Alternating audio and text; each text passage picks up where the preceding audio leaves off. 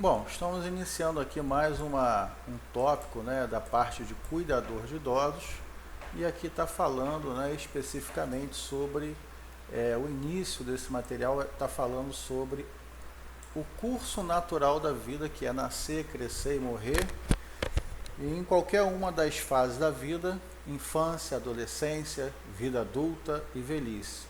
O estado de saúde pode variar necessitando de cuidado, né? O curso é especificamente de cuidador de idosos, mas a questão da saúde preventiva é algo que já deve ser embutido, digamos assim, incluso na vida das pessoas desde a infância, tá? As pessoas precisam ter cuidado com a alimentação, cuidado com saúde, exames periódicos, para que tenha ali uma rotina inserida ao longo da vida. Dessa forma, seria uma forma das pessoas adoecerem de forma saudável.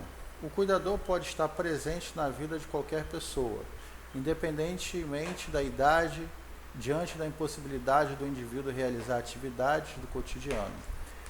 Cabe ressaltar que o cuidado do domicílio proporciona convívio familiar, além de reduzir as complicações decorrentes de longos períodos de internação hospitalar. Então é importante que o idoso ele tenha o acompanhamento do convívio familiar, tá?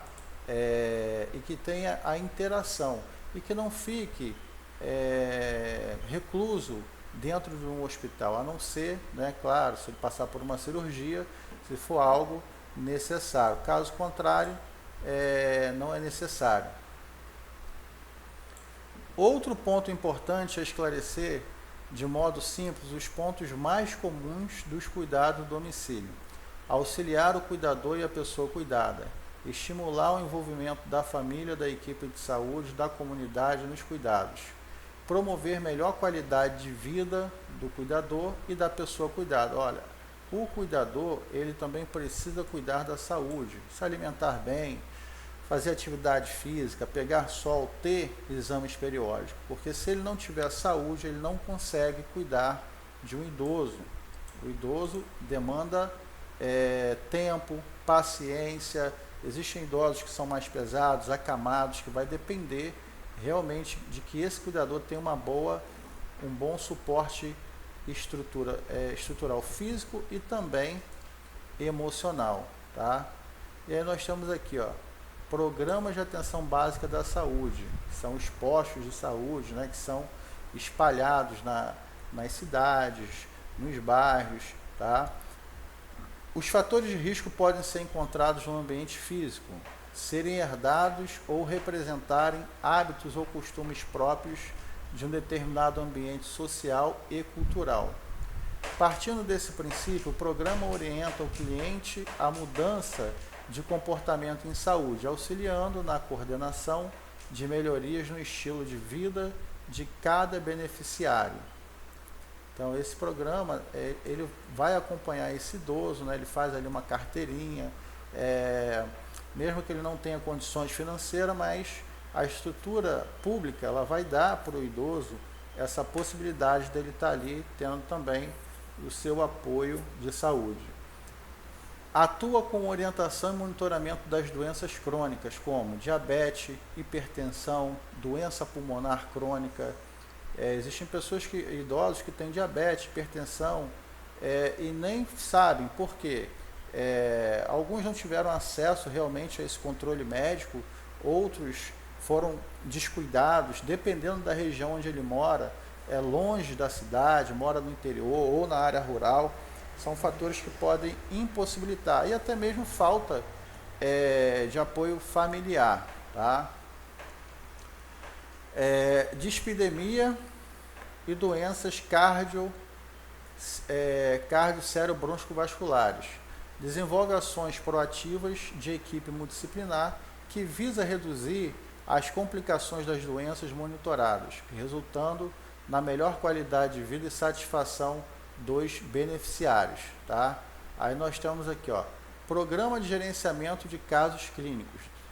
Consiste na definição de uma equipe de saúde que se responsabiliza pela coordenação da saúde de beneficiários com doenças complexas, a qual define um plano de cuidado individualizado. Então, o PGC, né, que é um programa de gerenciamento de casos clínicos, é um caso onde a pessoa tem uma doença crônica, o caso de hemodiálise, ou precisa fazer um tratamento constante, vai depender de um acompanhamento médico e da estrutura de saúde constante para que ele possa estar ali ter a sua saúde sendo acompanhada de perto por profissionais da saúde e de forma constante. Programa de gerenciamento de serviço de atendimento domiciliar. Aí nós vamos ter aí, né? É um serviço de saúde e desenvolvimento no domicílio do paciente com ações de promoção à saúde, prevenção, tratamento de doenças e reabilitação. É um atendimento sem cobertura obrigatória pelos planos de saúde, cabendo a cada operador análise e definição da prestação de serviço, né? É importante, se a pessoa tem Unimed, né, ela vai fazer esse acompanhamento de forma particular, mas nós sabemos que a realidade da maior parte dos idosos não é de ter Unimed, né, é de ter pessoas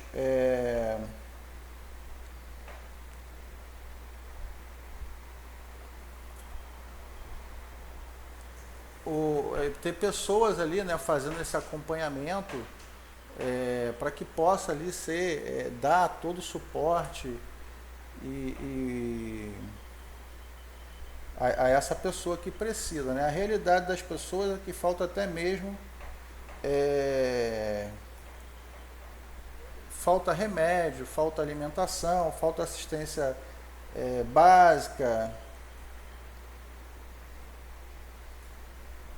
né? Aí nós estamos aqui, ó,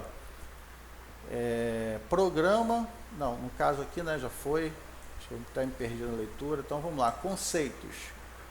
O cuidado deve ser realizado de forma individualizada, levando em consideração as particularidades e necessidades da pessoa a ser cuidada. Deve ir além dos cuidados com o corpo físico, considerando também as questões emocionais e a história de vida. Então, tem pessoas, por exemplo, que tiveram uma história de vida muito sofrida, muito conturbada, e quando ela está lá na fase idoso, isso começa a vir à tona, aqueles pensamentos começam a incomodar, que é um período que ela fica mais parada, já de repente está aposentado ou está acamado, então ela pode ser assombrada por essas histórias. Ao contrário também, quando ela constrói uma história de vida bacana, uma história de vida onde ela foi ali um bom ser humano, um bom cidadão, cumpriu bem o seu papel de membro da família, ela fica bem emocionalmente. Então, assim, o idoso, quando você vê ele ali na casa dele ou numa casa de apoio, ele tem um turbilhão de emoções, que pode ser positivas, ele pode se sentir injustiçado também, por exemplo, se ele sempre deu apoio à família, e no final da vida a família colocou ele lá naquele asilo, e aí não deu para ele nenhum tipo de suporte, nem sequer a presença deles estão ali, né? Então ele pode se sentir injustiçado.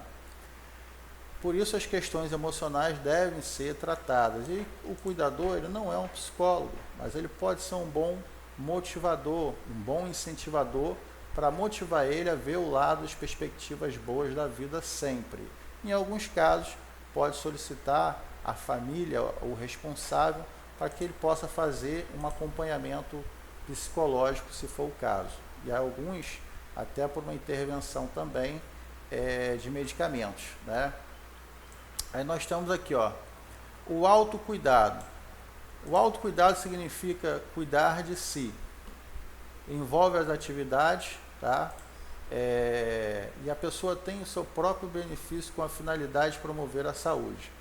A pessoa acamada ou com limitações, mesmo necessitando da ajuda do cuidador, pode e deve realizar atividades de autocuidado sempre que possível. Cuidar não é fazer pelo outro, mas ajudá-lo quando necessita, estimulando a pessoa cuidada a conquistar a autonomia. Mesmo que sejam em pequenas tarefas, isso requer paciência e tempo, tá? Papel do cuidador. Qual seria o papel do cuidador? O cuidador deve ser o vínculo entre a pessoa assistida, a família e a equipe de saúde. Deve estar sempre atento, pronto a ouvir e ser solidário com a pessoa cuidada.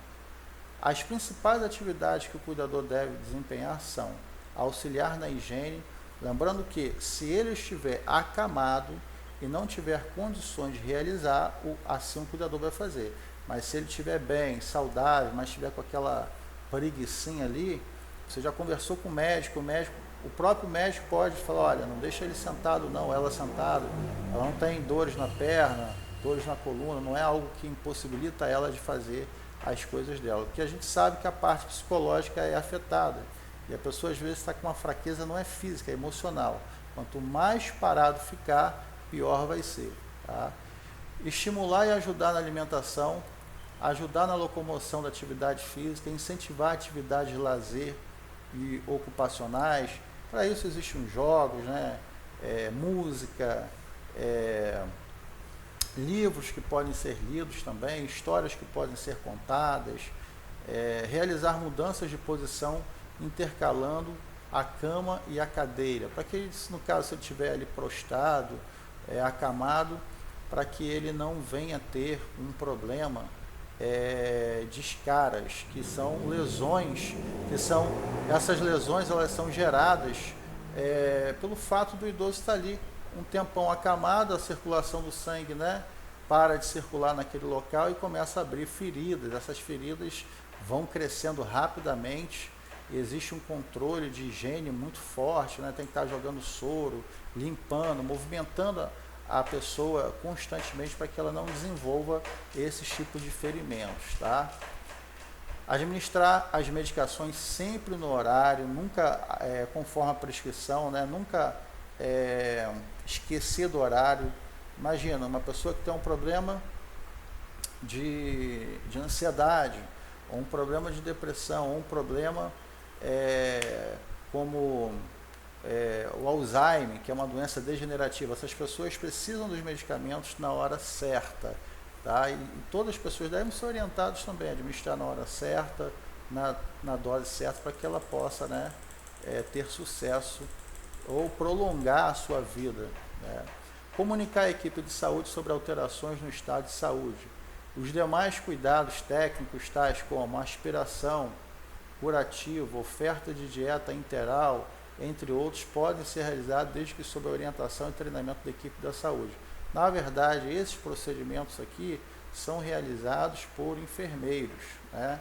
Toda casa de idoso tem que ter um enfermeiro responsável ali, tá? Então, por exemplo, curativo, o cuidador pode fazer com a orientação da equipe de saúde, limpeza, higiene, alimentação, mas essa parte mais incisiva, isso quem vai realizar, por exemplo, no caso da sonda, quem vai introduzir a sonda vai ser o enfermeiro, tá? E o cuidador de idosos, o que ele pode fazer? Ele pode simplesmente acompanhar a higiene, o bom estado, a manutenção, que também é algo, não adianta só estar lá, precisa cuidar para que aquilo tudo funcione, né?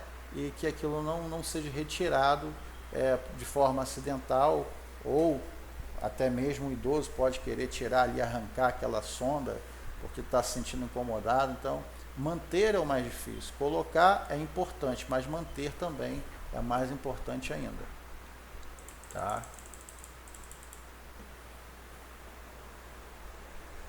Então, estaremos entrando aqui na nossa segunda parte, orientações gerais de prevenção de lesões por pressão, onde eu falei sobre as escaras. Vai ser o tema do nosso segundo tópico.